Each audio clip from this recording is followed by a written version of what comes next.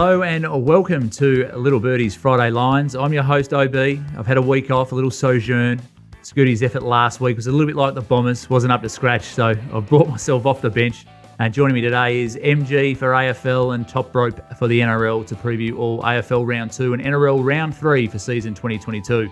Friday Lines is brought to you by Little Birdie TV and topsport.com.au, Punting Form and Manscaped.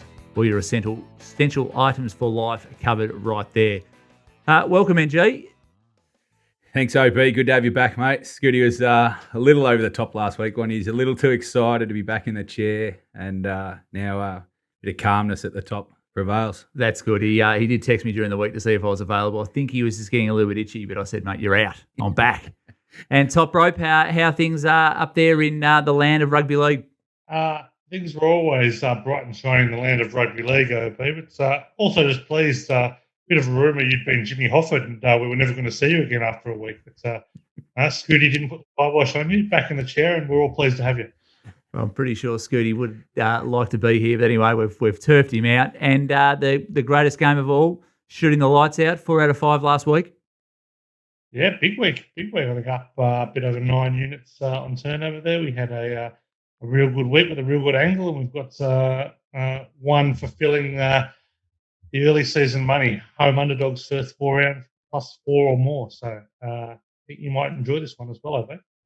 Beautiful. And George Burgess just up to no good. Can't catch the ball, and his hands are just hands like feet again.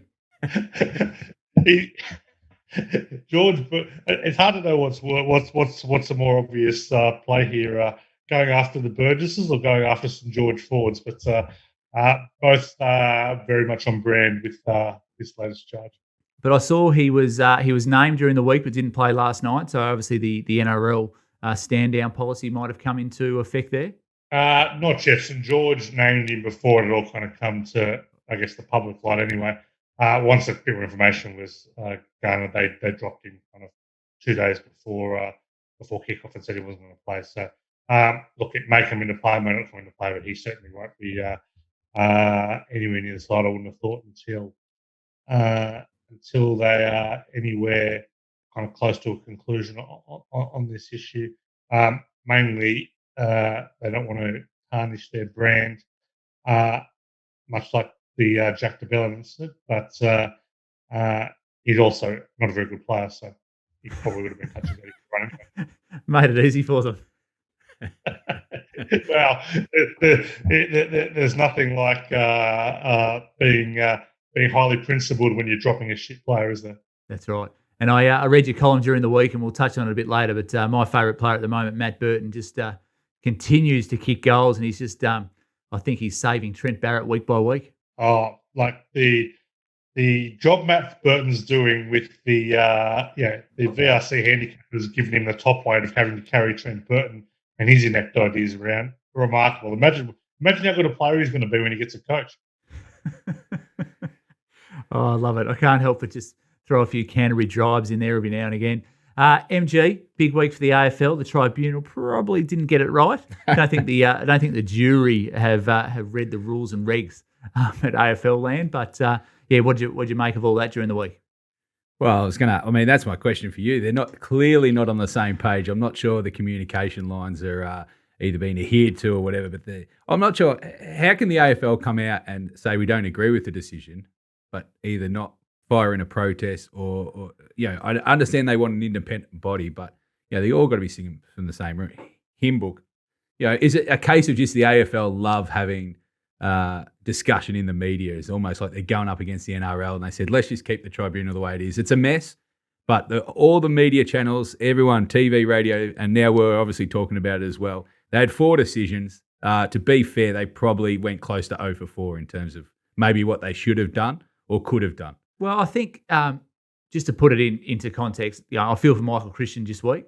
He has got the tribunal guidelines, which you've got to adhere to. Yep. He did that. The jury's obviously seen it differently. Maybe some of the arguments from each club or each player might have swayed the jury slightly, but the Sloan one, making contact with the face, has always been a faux pas. So that's probably a week. I think a fine feels right about that one.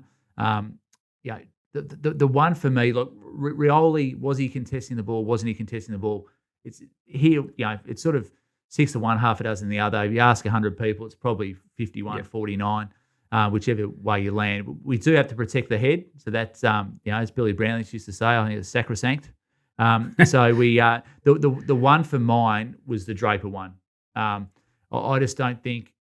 I think Dermot Burton summed it up well on a rival show. That he said that the action to cause the most injury, or the action to hurt a player, was Draper's, but he got a fine. Yep. There was no, the cheap shots, the gut punches. I thought the AFL were trying to stamp those out. That was the one to me that was just a little bit, I couldn't quite make great sense of that one. Yeah. And Draper's a big 110 kilo man. He's 6'8", almost 7 foot. That's going to hurt. If Asava Radigalia was opened up. Yeah. Well, it did hurt him. I mean, he went right. down like a sack of potatoes, and it obviously hurt him through the game. So, I think from the AFL point of view, they had a chance early in the season. You've got to make your stands, right? I mean, in the practice matches, they wanted to make a big stance about no more to the umpires from the players, and they went overboard in especially one match. But we spoke about that. It made a statement, Absolutely. and I think and the AFL gets a big tick from that, because we've seen very little in the first round and one game where there's and the players are actually, you can see themselves checking themselves, right? Absolutely. I think it's been very good outcome in the game. Yep. The cheap shots, they should have stamped him right then, given him maybe go harder the other way. One should have been what it should have been, I think, but they could have really put a 2 or a 3 on him and said, this is just no more for this season. Now they've let it go. Now they can't stop it. They can't turn around next week or this week or whatever when the same incident happens and then go, oh, hang on, this is not a good look for the game. They missed the opportunity. They didn't get it done. And for the Robinson one, I know the motion and the action and everything like that, but all of a sudden he's been suspended for hitting someone in the shoulder. Like, I know it's close to the head, and you could say yes, millimeters the other way and stuff like that, but he's tried to stop. I'm not sure what else he could have done. I feel for the bloke, and I just wonder if it wasn't maybe someone like Robinson, they might have found a way out as well. I just think maybe he's not in the picked on category, but I think it was a different player, maybe a fairer player, if you like. I've got nothing against Robinson, but I think he was a bit harshly done by. Yeah, and those arguments are always there around, sort of certain players that might get categorised. But we'll move to on-field action. Fantastic game last night. Quick, free flowing football, lots of goals, lots of possessions. The good players standing up, and it was Carlton 102 to the Western Bulldogs 90. Bulldogs probably had their opportunities late, 7 straight behinds to finish the game. Norton, Hannon, Waitman, Ugle-Hagan, Treloar, all missed sort of gettable goals by their standards. But what we can't underestimate was Carlton, just their run and dash off half back. And look, the Bulldogs, their one maybe weakness is their leg speed a little bit. And I think Carlton exposed that last night. I thought their half backs, Williams, Saad, Doherty, Newman, and then you got Cripps and Walsh, and Hewitt has been fantastic pickup. It's only been 2 rounds, but already he's showing his worth. So really good game of football under the roof at Marvel, under the sexy scoreboards. It was good for the game. Yeah, I think that. I mean, we're getting back to I guess football from maybe 10 plus years ago now, isn't it? Or maybe even 15 years ago. Now, this is how I think the fans and the viewing public and everything, and the players probably want to play football. If you look at it like the Bulldogs and said at the start of the game, we're going to go out and score 90 points, 9 times out of 10 they say, we've won the game. That's right. On recent history, they would have said, well, we've held Carlton to 60 or 70 points, we've got the job done. But they go out and they've been scored against by over 100, which Carlton have now done for 2 straight weeks. What I like about Carlton so far, and it's only 2 weeks, but they've played reasonable sides on paper, is that they run hard off the halfback, but they're not running over the top though. They've kind of got a bit of substance behind their defense. And if they do turn the ball over, which they're going to do sometimes, that they're not leaving themselves open where they just get scored against so easily. So, I think that's working well for Carlton. So they're working more team with substance and working for each other instead of just worried about, who's getting on the end of it or something like that, and everyone rushes forward when they get the ball. So I like that. Out of the middle, again, Carlton were just unbelievable. Dogs have always talked about how their 6 or 8 midfielders are unbelievable. Carlton absolutely torched them out of the midfield. And again, just exposed in the ruck. And we said this week one hasn't changed. It's been going on for a couple of years now. Beveridge's got to change his philosophy about the ruckman because they are just getting murdered out of the middle, and especially in the first half when the game was there to be won, and that's when Carlton won it. I know the Bulldogs come back late, but out of the middle was disastrous for the Bulldogs. And I know they got some good players in there, but Cripps and Walsh just absolutely torched them. Pitnet as well. I mean, you got issues in all seriousness. Nothing against Pitnet, but if he's murdering you in the ruck, you've got issues. He's had a good start of the year, Pitnet. Yeah, I had sort of Nankervis and Soldo last week, and then English this week. So, I think Beveridge has to sort of rate the ruckman a little bit more, and they probably have to get their hands dirty a little bit. I know Liberatore's playing more sort of that forward, the forward hunter, as they sort of call it now in footy, but. They just need to get their hands dirty a little bit. They've got some beautiful players in there, in Treloar and Bontempelli and Hunter and the like. But and they look good when it's working for them. But as you said, they need a blue collar in there. Libber is that man, and they need someone that's going to go and put Cripps or Walsh to the ground. Yeah, absolutely. Not just let them run out with clean shorts. In my opinion, that's right. So, and the one for me is Taylor Duray. I'm not sure where he's at, but he just sort of provides a little bit more sort of grunt in the back half, like I think in the first half last night, 53% from Carlton entries they scored from, which is a huge number. Yeah. In the second half, I think it was down to about 32%. So, they've got to sort of clean that up, and that's where Taylor Duray, beautiful kick, wins his own footy, but is tough, can probably strengthen them up there in that area.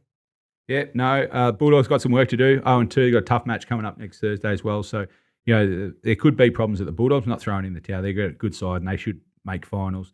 Carlton's next 2 weeks now are looking pretty good with Hawthorn and the Gold Coast. So it'll be 4 and zip. They've got actually a very good draw, Carlton, this year. When you look at it in its entirety, they've got a very, very good draw, and they can reach that 4-0, confidence up. They've got most of their players back now. It's great to see the forwards working together. We haven't mentioned that Mackay and Charlie Curnow, 9 between them. Yep. It's awesome for it, isn't it? Because that's what they had a couple of years ago before. Curnow's had his issues, but he kicked that goal from the boundary. He just looks like he's up and about. And let's not forget De Koning in that. He's 200 centimetres, so someone has to defend him. So it just sort of frees them up a little bit. Curnow's a terrific player, gifted, skilled. It's probably the injuries that have held him back. Mackay looks like he's got the continuity from last year. So, Carlton, I think now we can sort of smell what they're cooking. They're going well. Yes, they're going all right. It also highlights that third forward I think we spoke about before the show, that when you mentioned De Koning there, that they create that chaos, don't they, that balance there, where the Bulldogs don't have it because they're missing Bruce. All of a sudden, if it's not Norton and it falls to Ugle, that's all they have. So absolutely. That's interesting. Yeah. Well, from one beautiful game last night, played under the roof in pristine sporting conditions, to round 3 of the NRL, Dragons versus the Sharks in absolutely atrocious, I say atrocious, but it's normal Sydney conditions, normal New South Wales conditions, but Cronulla prevailing 36-12 over the Dragons. Toprope, anything glaring come out of the game? How quickly St George capitulated, how much they absolutely went to water, as I say. Sharks came out firing, tight early game. Then St George had Jaden Sewer sent to the sin bin for the second straight week. Another debatable sin bin. Dragons have been Sutton again. For those who know the rugby league know that no one managed the game better than Jared Sutton. So well done to him. He's got another one on the books. And St George is absolutely folded like a cheap table there. So coming out of the game, St George have been pretty impressive through the first couple of weeks. Really didn't handle the conditions at all well. Particularly some concern around their fullback, Tyrrell Sloan. He's kind of been touted as a bit of a live wire, but his struggles running the ball back are becoming more and more of an issue. And that obviously kind of showed itself in wet weather, and his tackling was absolutely horrendous last night. Probably not what you want from the last line of defence. There's a famous French rugby league player from the 1950s called Puy Aubert, one of the greats of the game.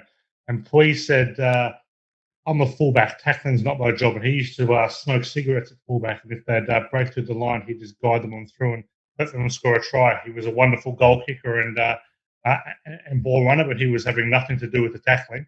He'd just rather sit at the back and smoke darts and Tyrrell Sloan looked like he put up a similar defence last night when the Sharks broke through. So a few concerns there for the Dragons. And which Zach Lomax turned up last night? Well, just the regularly inept Zach Lomax, not the horrifically inept Zach Lomax that we saw the week before. Also, how it probably helped on the Twitter feed. I probably wasn't 4 or 5 ones deep this week either, so he got a bit more of an easy run. But it was a pretty horrific showing from Lomax, and I don't know too many St George Illawarra players who can hold their head up high. On the other side, we talked at the start of the year, the Sharks might be some value. I think it's fair to say we could already tick up the buy of the year to the Sharks with Nico Hines. His goal kicking was magnificent. He sums up the game beautifully. Even just that last try at the end, he put his head down, went to the line, broke through about 6 tackles to get there. Just a really impressive player, and might be one of the few former Storm players to actually thrive away from the Storm. And just on goal kicking, it hasn't been fantastic to start the year. No, first 2 weeks, 62%. So normally you're kind of seeing goal kicking at around the 78-80% mark, 62%. So has certainly played a role in the first 2 weeks, the under hitting 15 to 16 games. We saw an over last night. We saw Hines significantly improved with his goal kicking, particularly in the conditions. He was slotting from everywhere. So I expect we'll kind of see some regression back to the average kind of in the next little bit. But first 2 weeks were really, really poor. As a young boy growing up watching Daryl Halligan, I sort of I don't like seeing too many people miss the goal kicking. And Halligan was one of the best, wasn't he?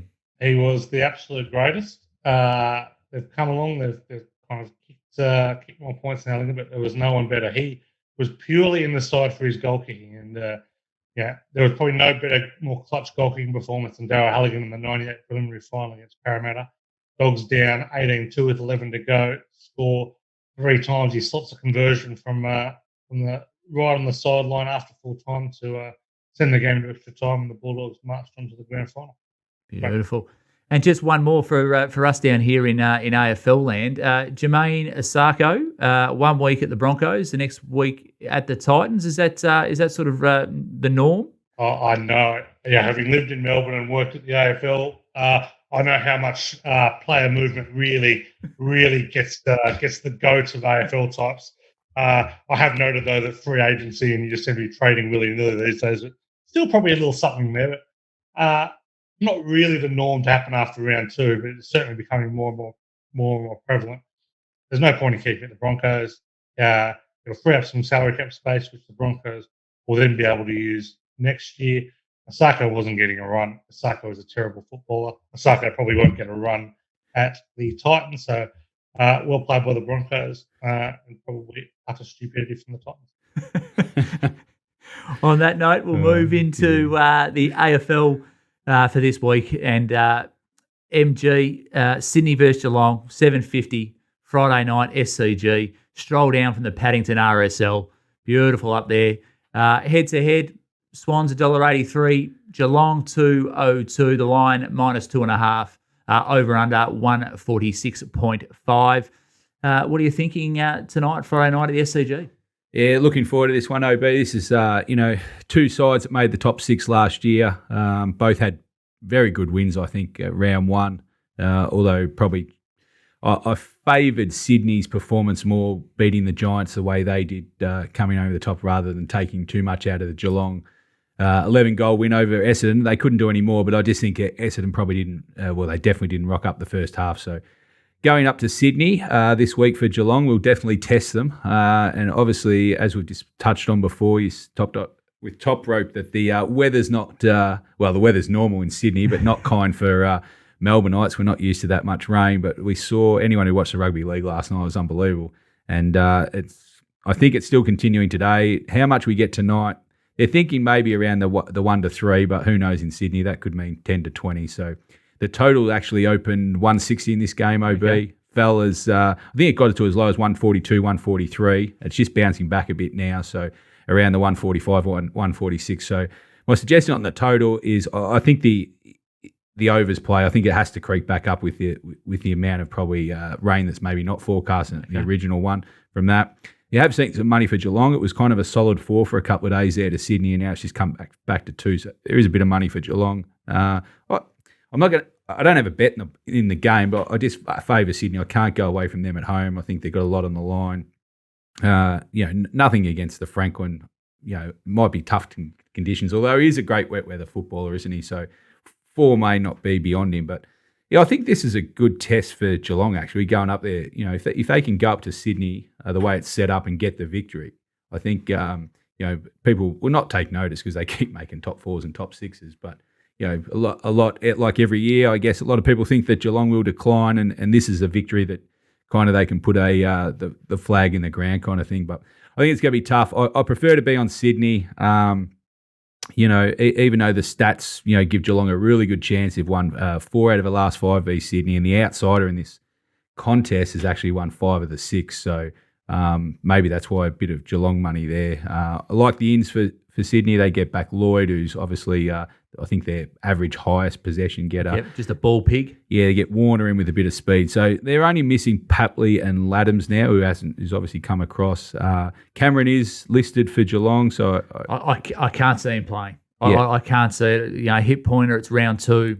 What's the point? I see Mitch Duncan's back. Fantastic footballer, Mitch Duncan. Severely underrated. Yeah. Might test him in the heavy conditions first up if he's missed a bit of football, but he's a pro, isn't he? That's right. And see, Sean Higgins rested after 1 week. I don't know about that, and if you look at their emergencies, they've got Narkle there as well, and Segler for a bit of height and a bit of security. So I can't imagine Jeremy Cameron playing, but Geelong do some funny things. But yeah, Jake Lloyd back in, and if you, as a betting man, will Franklin kick the 1,000th tonight, or will it have to wait till round 3? I think that it'll land perfectly for the AFL. He'll kick 3.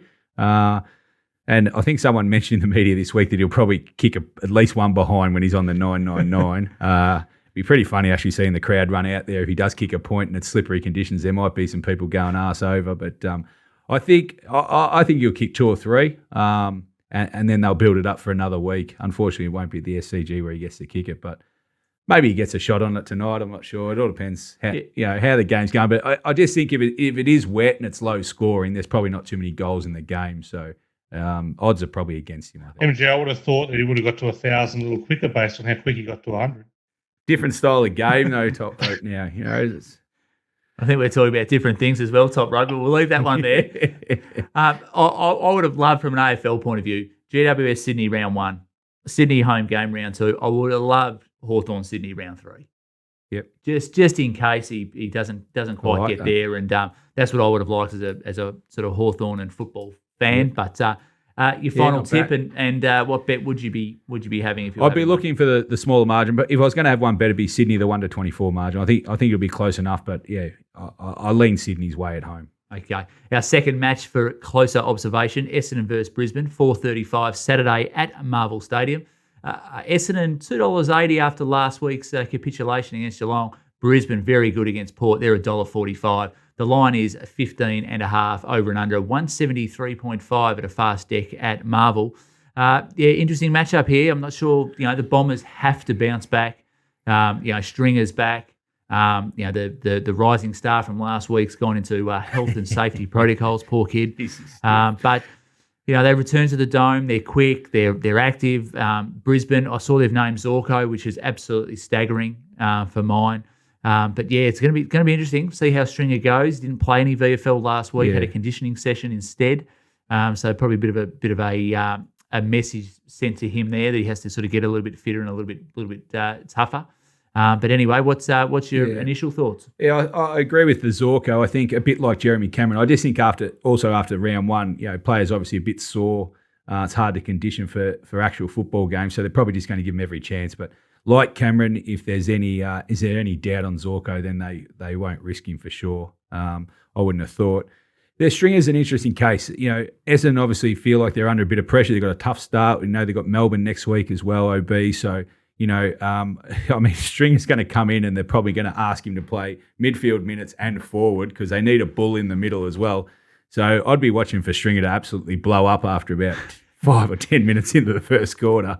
It'll be interesting to see how much actual game minutes they can get out of him and also how much they get out of him in the midfield, because what they dished up in the first half to Geelong last week in the midfield was nothing short of disgraceful, really. And so they need those guys to lift in there. I know they racked up the possessions. They look pretty on the stat sheets, Merritt, McGrath, and Parrish. But unfortunately, where it needs to be one in the kitchen, they went missing.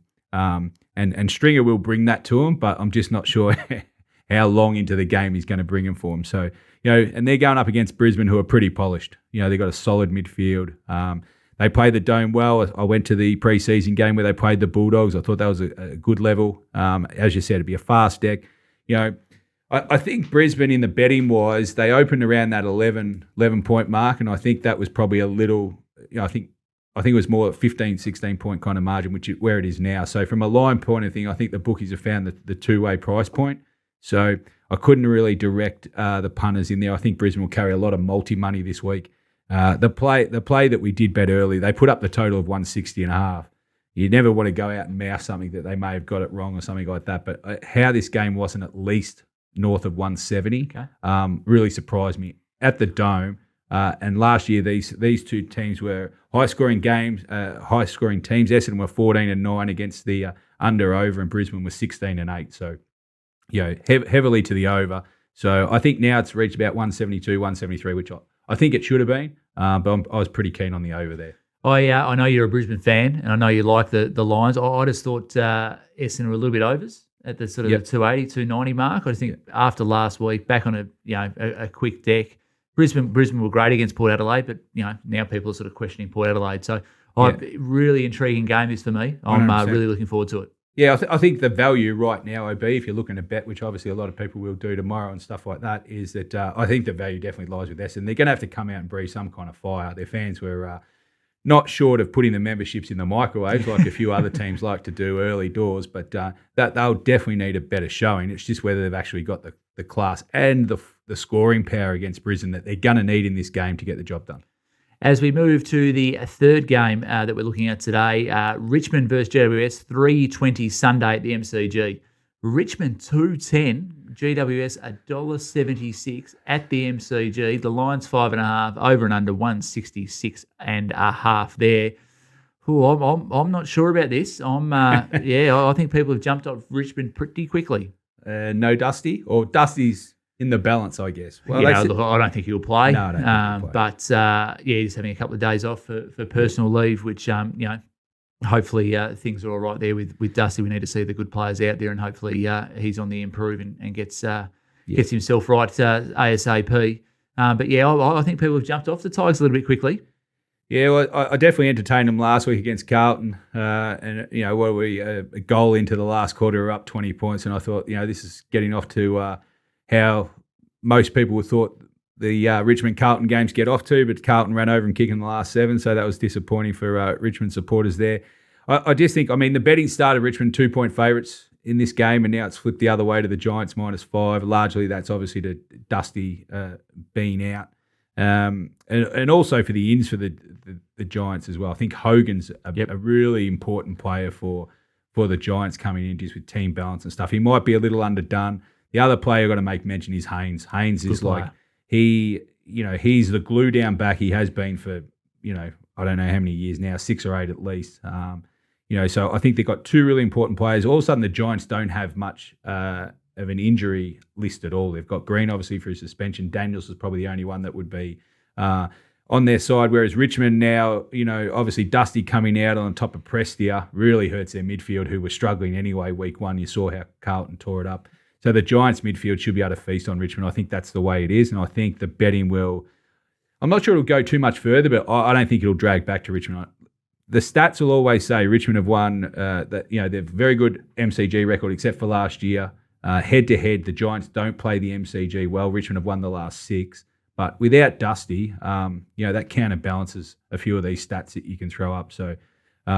I'm keen on the Giants, not necessarily at the price, just for the win. I think they're going to have too much depth for Richmond, too much speed as well. And I think now with Hogan back at one end, Haynes at the other, I think they'll have too much scoring. And we shout out to Braden Pruce, who is at his 3rd club, and I think he's making his debut for the Giants, which well overdue after a shoulder injury last year. But he'll provide the grunt, sort of that Mumford style. in there because they were sort of mauled by Hickey last week. Young Flynn in there. So as we look at the Premiership markets for topsport.com.au, Melbourne there at $4. Brisbane have sort of come into the sevens as second favourite, and the Bulldogs at $8.50. Geelong at $10, and everyone's sort of been kept nice and safe there behind them. But any main market moves? Yeah, the Blues, your Blues into $15 there. Is everyone jumping on? She said getting short quick. No, I think obviously the Bulldogs are probably a little bit unders now. The bookies are keeping pretty short, only at $8.50 with a tough game next week. But yeah, not too much. I think Melbourne and the Brisbane, but maybe the Sydney and the Giants are probably a little bit of value for me. Beautiful. Well, thank you, MG. Punters, you can still locate the AFL Stings for $22 a week in the littlebirdie.live shop for all your AFL betting action. We'll take a quick break here on Friday Lines. We'll be back after the break with Toprope. Welcome back to Friday Lines, brought to you by topsport.com.au. Family owned and operated for 35 years. Bet with a bookie you can trust. Bet with topsport.com.au. Time for Rugby League with Toprope. Look, just happy to be on here. I thought this might be the old David Letterman getting bumped, but here we are. Talk with Rugby League. First game of the round, the Bunnies versus the Roosters, Friday, 8:05 at a core stadium. The Rabbitohs, $2.40, Roosters, $1.60. The line, 3.5, over and under 37.5. What's your view here? Yeah, best of the week, the Bunnies, particularly if you can get the 4, which has been out there. So you definitely want to snap that up if there is any still there. South's got a good record against the Roosters, won 5 of the last 7, the last 3 by double digits, close to 54 in 2 of those wins. Not going to do that tonight, but they play the Roosters very well. This match is going to be fiery. Last time they met, Latrell Mitchell broke Joey Manu's jaw. The Roosters were stalking the sidelines, wanting to get at Latrell. Plenty of anger there. So it's a pretty hard game. South have a great record as an underdog. They go very well at ANZ. Of course, stadium, I should say, these days. Roosters struggle at the ground. Covered just 5 of 15 off a double-digit win. All in South Sydney tonight, which you'll be pleased to hear about, over. We need it. Toprope, we need it. 0 and 2. We definitely need to get on the winners list. We go ahead to Melbourne Storm versus Parramatta. Saturday night, 5:30 down here at Amy. Storm $1.48, Parramatta $2.70. Line minus 5.5, over and under 38.5. The Eels did beat the Storm twice last year, so any hope for the Eels there? I wouldn't have thought so. Don't really like the Eels at all this year. Storm have failed to cover their first 2. Were particularly disappointing in that second half last week. Up 14-0, like they could have won by 40 in Bellamy's 500th. Harry Grant has COVID. He's out, but expecting show favourite Brandon Shees-Smith to make a comeback. He's been training this week, so just has to pass clearances on Saturday morning. We're expecting him to play. Storm absolutely love this spot. They've covered 10 of 15 off a bad attacking performance, where they scored 16 or fewer. 28 of 44 off conceding 14 or fewer. Eels, they have covered just 3 of their last 11 when underdog of 4.5 or more. So Eels, they flog same as they should. They get beaten easily by teams that they should lose to. Expecting the Storm to be much closer to their best. And then the derby up in Queensland, the Broncos versus North Queensland, 4:05 on Sunday at Suncorp. The Broncos $1.52, North Queensland Cowboys $2.60. The Lions minus 5.5, over and under 38.5. Anything jumping out at you there, Toprope? Yeah, warming into the Broncos as the kind of week goes on. Broncos have a good record against Cowboys, particularly at Suncorp, 1 out of the last 9. They've been impressive. They've won both games. Haven't had a lot to beat, but I think the Cowboys are the wooden spoons this year, so they've got not much to beat this week here. That Cowboys won covered just 2 of their last 13 away from home. So Adam Reynolds is obviously the star player in this. He gives the Broncos much more direction than the Cowboys will be getting from their new half pairing. So Brisbane, I think, can win this relatively comfortably. And anything else for the other games for the round, mates? Anything else jump out at you? Yeah, a couple of quick ones. I think the Tigers are getting Essendon Bay plus 3.5 tonight in the early game against the Warriors. And the early Saturday game down in Bathurst, I will be attending, which will be great. First NRL in-person game of the season. Knights have been off the map 13.5 into 8 on the back of news that Nathan Cleary won't play, and they've lost 3 other starters. So injury ravaged their Penrith. Knights, I reckon, are a good bet. Kalen Ponga has been named, will play. I'd want to be on the under, and I'd want to be on the plus.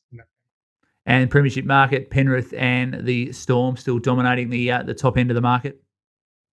I'd be looking at getting on probably the Storm around this time. If you're backing anyone, you can leave me out of Penrith. I think the Roosters are also probably a bit of value, and I think there's only 3 teams that can win it. And if it's a bad loss for the Roosters tonight, they might drift half a point this week. So probably not a time to jump on now, but I'll be looking around those 2 teams. Well, thank you, Toprope. Next week we'll rein back the AFL chat. I think we're under strict instructions just to whip through the AFL a bit quicker next week. So thanks for your time. Punters, you can locate GGOA, the greatest game of all, for $20 a week in the littlebirdie.live shop for all your NRL betting action. That's a wrap for this week's Friday Lines. Thanks, MG. Thanks, Toprope. Follow us on YouTube. Find us in the Apple Store, on Spotify, on SoundCloud, wherever you listen to your podcast. Follow Little Birdie. Follow at Little Birdie TV on Insta and the Twitter. Remember, all your footy betting action can be found at topsport.com.au. I'll hopefully be back next week. Scooty's not jumping back in here. Don't forget to join Nicoletta on Monday for the first look with all your weekend action and review. But MG and Toprope, happy punting.